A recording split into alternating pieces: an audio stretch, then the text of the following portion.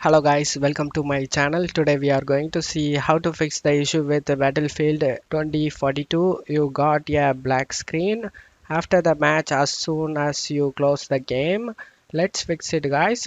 First we will clear the cache whichever client you are using. If you are using Steam, then open the Steam. Click on Steam tab and select settings. On left side select downloads. On right side you just need to scroll down. You can able to see the option clear download cache. Click on clear cache and select confirm.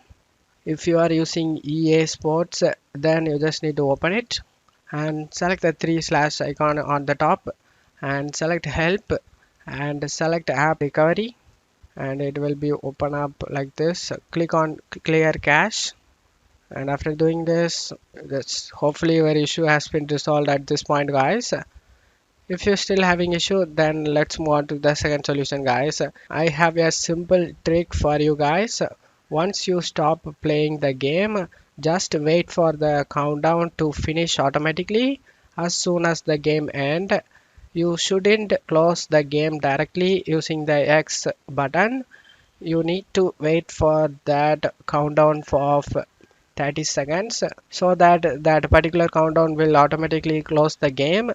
Many users have reported that this simple trick fixed the issue of a Battlefield 2042 black screen after the game problem. If this solution doesn't fix your problem, then let's move on to the third solution guys.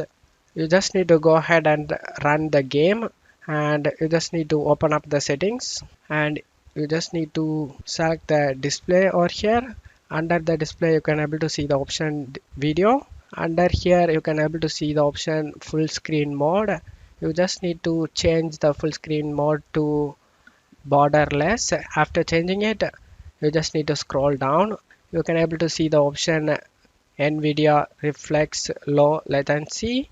You just need to make sure to disable this option.